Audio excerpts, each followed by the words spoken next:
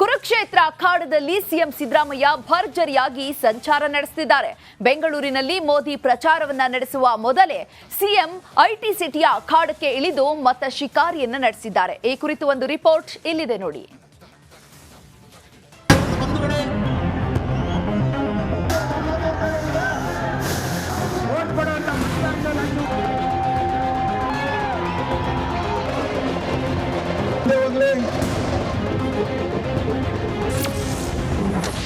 IT ಸಿಟಿಯಲ್ಲಿ ಟಗರು ಮತ ಶಿಕಾರಿ.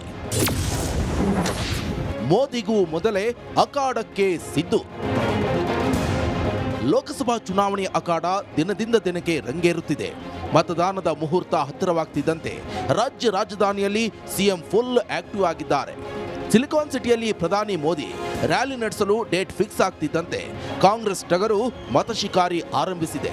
ಈ ಮೂಲಕ ನಮೋ ಆಗಮನಕ್ಕೂ ಮೊದಲೇ ಸಿಎಂ ಸಿದ್ದರಾಮಯ್ಯ ಮತಯುದ್ಧದ ಅಖಾಡಕ್ಕೆ ಗ್ರ್ಯಾಂಡ್ ಎಂಟ್ರಿ ಕೊಟ್ಟಿದ್ದಾರೆ.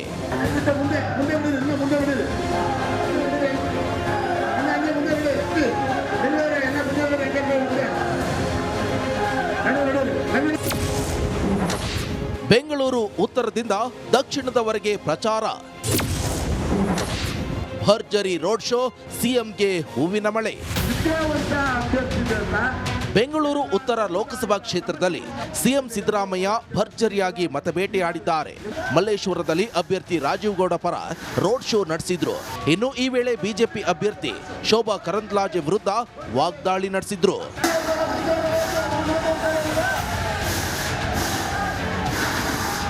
ವೋಟ್ ಕೊಡುವಂತ ಮತದಾರರ ಮೇಲೆ ಹಾಕುವುದ ಅವರು ನಮಗೆ ಮತದಾರ ದೇವರುಗಳು.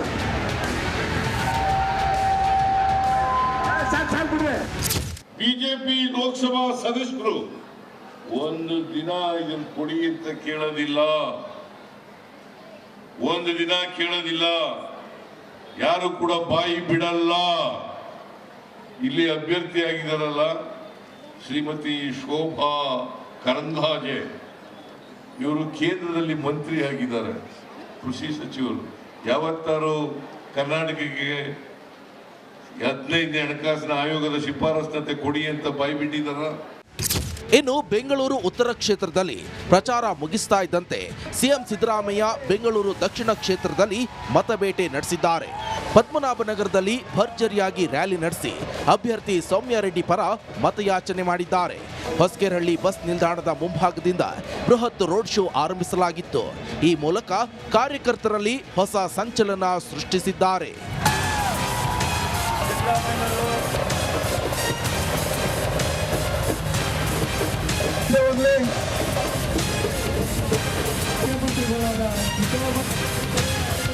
ಒಟ್ನಲ್ಲಿ ಸಿಎಂ ಸಿದ್ದರಾಮಯ್ಯನವರು ಬಿಸಿಲು ಲೆಕ್ಕಿಸದೆ ಭರ್ಜರಿಯಾಗಿ ಪ್ರಚಾರ ನಡೆಸಿದ್ದಾರೆ. ಕಾಲಿಗೆ ಚಕ್ರ ಕಟ್ಟಿಕೊಂಡವರ ಹಾಗೆ ಬೆಂಗಳೂರು ಕ್ಷೇತ್ರದಲ್ಲಿ ಮಿಂಚಿನ ಸಂಚಾರ ನಡೆಸುತ್ತಿದ್ದಾರೆ. ಸಿಎಂ ಸಂಚಾರ ಲೋಕಸಭಾ ಚುನಾವಣೆಯಲ್ಲಿ ಎಷ್ಟರ ಮಟ್ಟಿಗೆ ಪ್ಲಸ್ ಆಗುತ್ತೆ ಕಾದು ನೋಡಬೇಕಿದೆ. News bureau, Republic Kannada, Bengaluru.